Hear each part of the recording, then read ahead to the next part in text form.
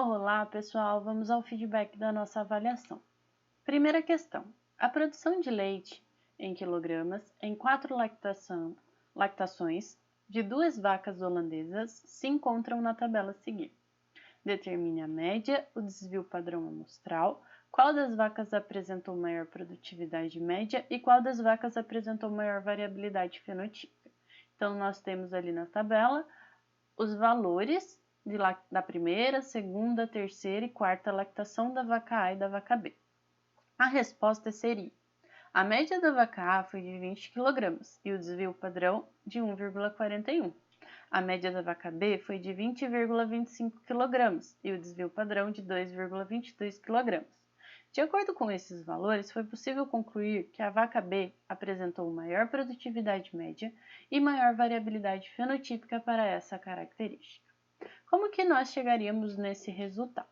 Poderíamos fazer à mão, ou então utilizar a calculadora ou qualquer software como Excel, Google Planilhas ou alguns softwares que nós temos online. Vamos lá. Na mão, para fazer a média, é só somar todos os valores das 4 lactações e dividir por 4, tanto da vaca A como da vaca B. O desvio padrão, primeiro nós temos que encontrar a variância, que é a soma das observações menos a média, elevado ao quadrado, dividido por n menos 1. Bom, e depois nós tiramos a raiz quadrada desse valor. Então, fazemos a somatória, elevamos ao quadrado e dividimos por n menos 1. A variância para a vaca A foi de 2,0, tirando a raiz quadrada 1,41. Então, esse é o desvio padrão da vaca A. E a variância da vaca B foi 4,92, tiramos a raiz quadrada 2,22. A maior média é a maior produtividade média. Então, a vaca B apresentou maior produtividade média, que foi de 20,25 kg. E a maior variabilidade fenotípica é de acordo com o desvio padrão. O maior desvio padrão foi também da vaca B, ok? Como que nós faríamos isso na calculadora? Bem simples, vamos aí dar uma olhadinha. Primeiro, não se esqueça de limpar a calculadora. Depois a gente entra no modo regressão, porque nós vamos entrar com 2 valores aí, regressão linear, então é a função 1. Depois nós vamos entrar aí com os valores, 19,18, né, o valor primeiro da vaca A, depois da vaca B. Fazemos isso aí para os 4 valores, né? Vai aparecendo aí na tela o N, né, que é o número de observações. Depois, para nós encontrarmos a média, nós vamos em Shift 2, 1. Encontramos a média da vaca A. Depois da vaca B, nós vamos em Shift 2, utilizamos ali o botãozinho maior de espaço e encontramos de Y, que é da vaca B, e a mesma coisa para o desvio, que é o SX e o SY, ok? Rapidinho, muito fácil. Vamos lá, próxima questão. Quais as ferramentas do melhoramento animal? Descreva brevemente cada uma delas. Bom, as 2 ferramentas do melhoramento animal, eu já falei 1000 vezes. A primeira, seleção. A segunda, cruzamento. A seleção consiste em escolher os melhores animais que serão pais da próxima geração e definir quantos filhos lhes serão permitidos deixar. E o cruzamento é o acasalamento entre animais de raças ou linhagens diferentes. Pessoal, muita gente deu a definição de acasalamento para cruzamento. O cruzamento é acasalar os animais selecionados. Não, o cruzamento no melhoramento é o acasalamento entre animais de raças ou linhagens diferentes, para que a gente aproveite algumas propriedades, como heterose, complementariedade das raças, que vai fazer com que a gente obtenha aí uma progenie, os filhos superiores, ok? Cruzamento diferente de acasalamento. Cruzamento é o acasalamento entre animais de raças ou linhagens diferentes. Muita gente errou e eu falei muito sobre isso na nossa aula, ok? Próxima questão. O que são critérios de seleção? Escolha uma espécie e determine 3 possíveis critérios de seleção. Os critérios de seleção são as características dos animais que vão direcionar a seleção. Tá? Por exemplo, em bovinos de corte temos peso, ganho médio diário de peso e conformação do animal. Tá? Então, é o que a gente vai mensurar, é o que nós vamos avaliar no animal e utilizar como critério para realizar a seleção dos melhores geneticamente em relação a essa característica. Próxima questão. Os diversos campos da genética são base para o melhoramento animal. Neste contexto, a genética se concentra no estudo da hereditariedade e variações, fenômenos que são importantes para o melhoramento genético. Dessa forma, assinale a alternativa correta. Primeira alternativa: as variações são as diferenças sobre as quais atua a seleção. Então, sem variabilidade, não é possível ocorrer melhoramento. Correto. Falei isso para vocês, que sem variabilidade todos os animais são iguais e sem diferença entre eles não tem como realizar a seleção. Então, a variação ela é importante para o melhoramento. Então, essa está correta. Próxima alternativa: o resultado da seleção só será mantido se a variação sobre a qual ela atuou não for herdável. Incorreta, ela deve ser herdável, senão a gente não tem a fixação de uma característica boa na população. Terceira alternativa: quando é realizado o melhoramento genético de uma característica em uma determinada população, a variabilidade dessa característica aumenta. Incorreta, a variabilidade infelizmente vai diminuindo, ou felizmente. Última alternativa: a perda da variabilidade é insignificante nos sistemas produtivos, pois o produtor busca a padronização do seu rebanho. Dessa forma, os técnicos e produtores não precisarão se preocupar com esse fenômeno. Apesar dos produtores quererem um rebanho bem padronizado, é um problema a perda dessa variabilidade. Por quê? Porque reduzem rusticidade, os animais vão ficando cada vez mais exigentes. Então, é necessário sim uma preocupação em relação a essa perda. Próxima questão. De acordo com os conceitos básicos da genética, importantes para o melhoramento animal, assinale a alternativa incorreta. Primeira alternativa: o fenótipo de um indivíduo é resultado em parte do seu material genético, no qual metade é proveniente de seu pai e a outra metade de sua mãe. Está correto. Próxima alternativa: o melhoramento genético animal é imediato. Assim que se inicia a utilização de suas ferramentas, como a seleção, é possível observar o melhoramento nas características de interesse na população. Incorreta, o melhoramento genético demora um pouquinho. Por quê? Porque nós vamos obter resultados na próxima geração. Tá? Próxima alternativa: a seleção normalmente causa alteração nas frequências genéticas, ou seja, os genes ruins tendem a ser eliminados e os genes bons tendem a ser fixados. Correta também. Próxima alternativa: a hereditariedade das características está envolvida com o melhoramento animal, pois consiste na transmissão das características de pai para filho. Correta. Próxima questão: relacione os termos de genética com as suas definições. Vamos às definições. Primeiro, é o material genético que é composto por uma sequência específica de nucleotídeos. O material genético nós sabemos que é o DNA, o ácido desoxirribonucleico. Próxima definição: unidade da hereditariedade são os segmentos funcionais do material genético. Os segmentos funcionais que vão determinar a formação das proteínas são os genes. Próxima definição: várias formas alternativas de um mesmo gene são os alelos. Próxima: organiza vários genes e outras sequências de nucleotídeos com funções específicas em uma longa sequência de material genético. São os cromossomos. E, por fim, posição na qual se encontram os alelos no cromossomo. São os locus. Próxima questão: de acordo com a distribuição normal, podemos conhecer a probabilidade de uma observação assumir um valor entre dois pontos quaisquer por meio da área da curva. Supondo que uma população de ovinos tem, em média, 19 kg e desvio padrão de 3 kg de peso ao desmame. Assim sendo, qual a chance de selecionarmos um indivíduo aleatoriamente e ele ter entre 16 e 22 kg de peso ao desmame nessa população? Então, de 16 a 22, nós podemos concluir que está a distância de menos um desvio padrão e mais de um desvio padrão da média. E nós sabemos que existem proporções fixas das distâncias entre as diferenças dos desvios da média. 19 menos 3, que é o nosso desvio padrão, vai ser igual a 16. 19 mais 3 vai ser igual a 22. Então, é a distância de um desvio.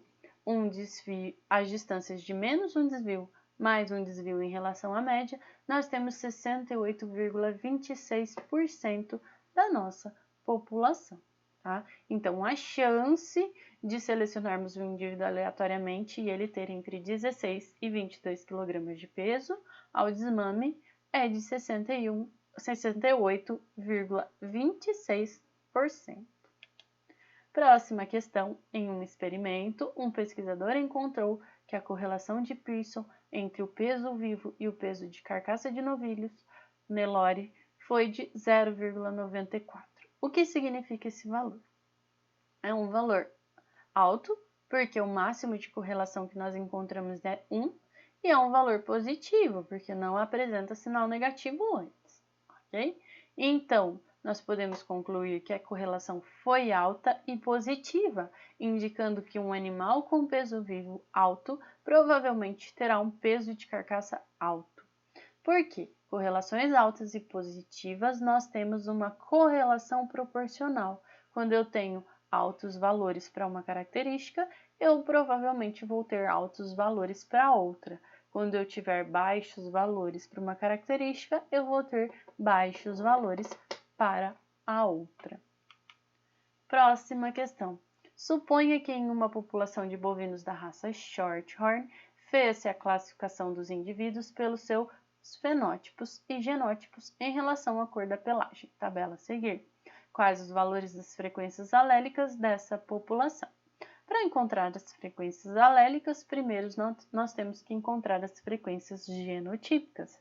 Para encontrar as frequências genotípicas, nós vamos pegar o número de animais com um determinado genótipo e dividir pelo total. Nós temos um total de 1.100 animais. O primeiro genótipo é B1B1. Então, temos 500 animais B1B1, vamos dividir por 1.100, 0,45 de frequência genotípica. A segunda frequência genotípica é para B1B2. Então, nós vamos pegar o número de animais B1B2, que é 100, e dividir por 1.100, 0,09. E a última frequência genotípica vai ser para B2B2. Nós temos 500 animais B2B2 e vamos dividir por 1.100, que também é 0,45. Para encontrarmos a frequência de B1, nós vamos pegar a frequência de B1B1 e somar a metade da frequência de B1B2. Que deu igual a 0,5. O mesmo é para a frequência de B2. Então, nós vamos pegar a frequência de B2B2, 0,45, e somar a metade da frequência de B1B2, 0,09, e vamos dividir por 2, que vai ser igual a 0,50. Então, as frequências alélicas de B1 é igual a 0,50 e de B2, 0,50 também.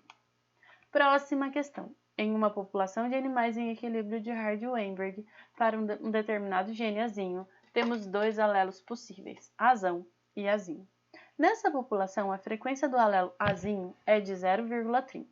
Se essa população for formada por 1.000 indivíduos, espera-se que quantos animais sejam homozigotos? Então, os animais homozigotos serão recessivos ou dominantes, azinho e azão. Para isso, nós temos aí a frequência alélica de azinho, que vamos denominar como Pzinho 0,3. Para nós encontrarmos a frequência de azão, que nós vamos denominar Qzinho, vai ser igual a 1 menos Pzinho. 1 menos Pzinho igual a 0,7.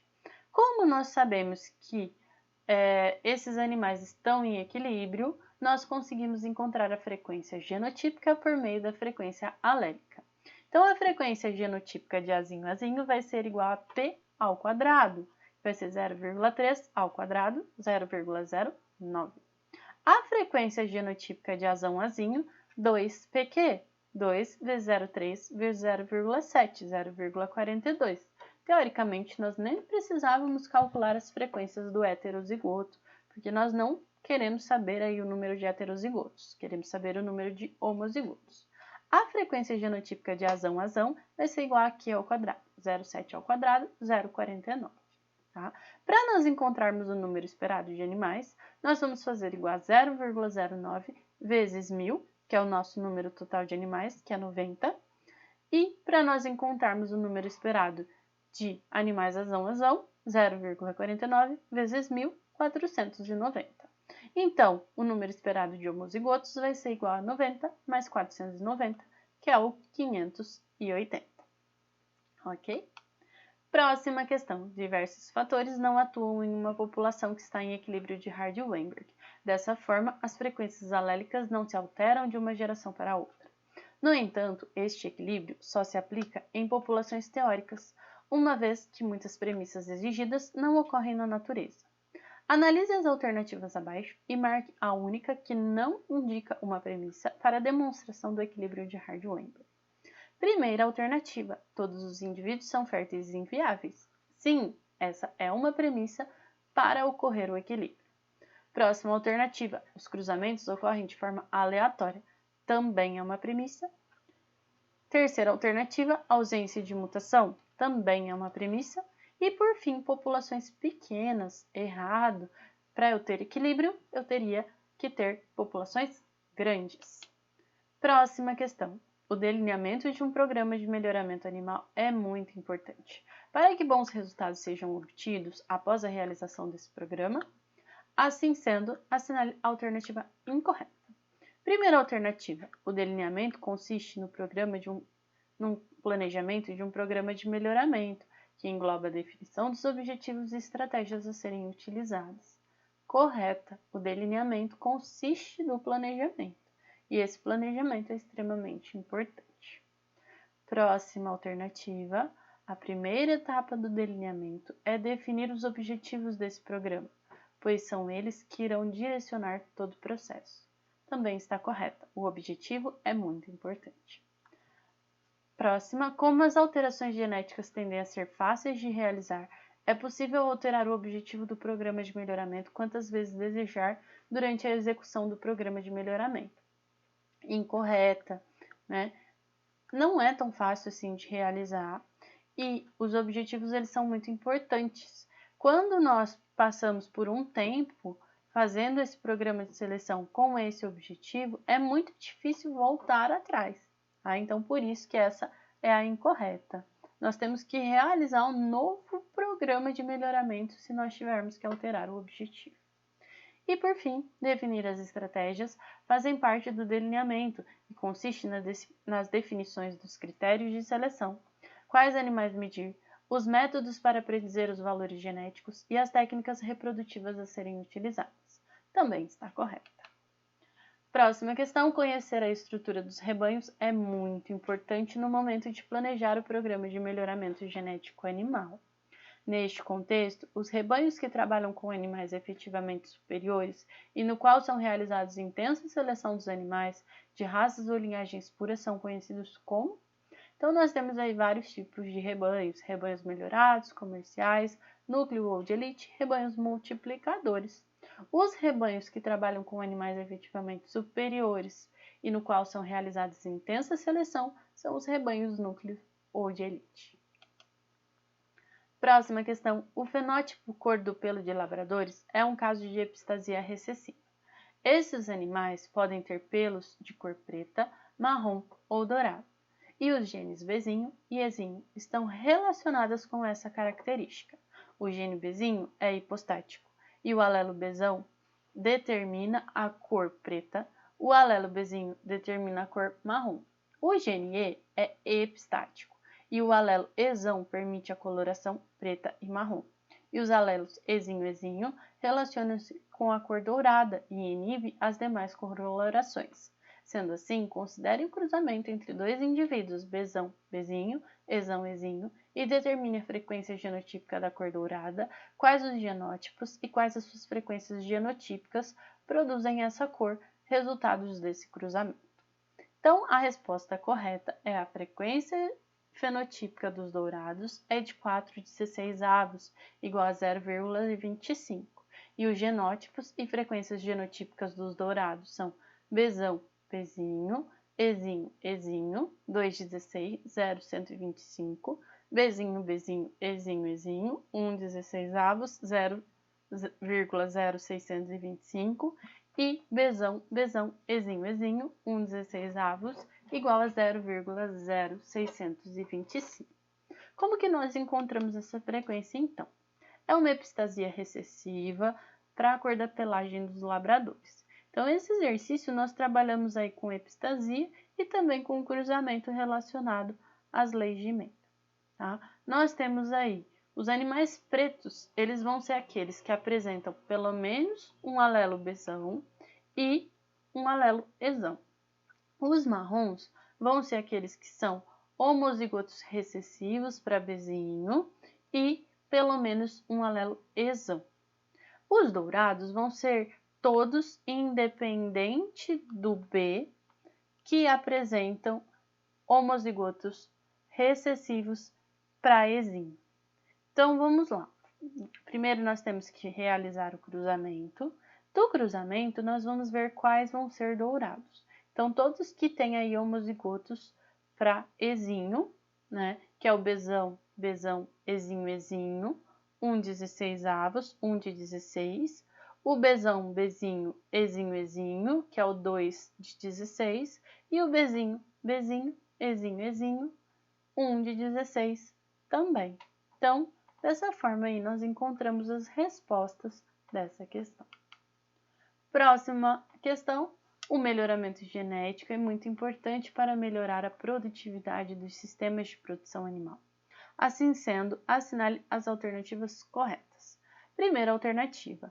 Pode ocorrer um melhoramento em produção, tanto por meio do melhoramento genético, como por meio do melhoramento ambiental. Está correta, né? Nós vimos isso lá na primeira e na segunda aula. Nós podemos fazer o melhoramento em produção, tanto por meio do melhoramento genético, como melhorando algo no ambiente, como nutrição, sanidade, manejo, entre outros. Próxima alternativa. O melhoramento resultante das alterações genéticas tendem a ser permanentes e acumulativas. Correto. Então, quando a gente faz aí o melhoramento, nós temos aí a fixação de genes bons na população e, consequentemente, ele tende a ser permanente. E se nós formos realizando por várias gerações esse melhoramento, eles também são acumulativos. Próxima alternativa. Quando realizamos o melhoramento genético, não precisamos nos preocupar com o ambiente, pois os animais ficam mais resistentes a qualquer condição ambiental. Incorreta. Normalmente, quando nós fazemos o melhoramento animal, os animais eles vão ficando cada vez mais exigentes em relação ao ambiente e também vão perdendo aí em rusticidade. Próxima alternativa, o melhoramento resultante de condições ambientais melhores tende a ser temporário, enquanto essas condições estiverem presentes. Por exemplo, quando uma dieta superior estiver sendo fornecida, os animais terão boas produções. Está correta? Próxima alternativa, mesmo realizando o melhoramento, não podemos nos esquecer das condições ambientais, pois animais melhorados necessitam de condições nutricionais, sanitárias e relativas ao manejo adequadas para se desenvolver. Última alternativa, se um programa de melhoramento se encerra, o melhoramento obtido até esse ponto geralmente não é perdido nas próximas gerações. Está correta, isso que significa tendem a ser permanentes. Bom, pessoal, qualquer dúvida, por favor entrar em contato por e-mail. Bons estudos para vocês!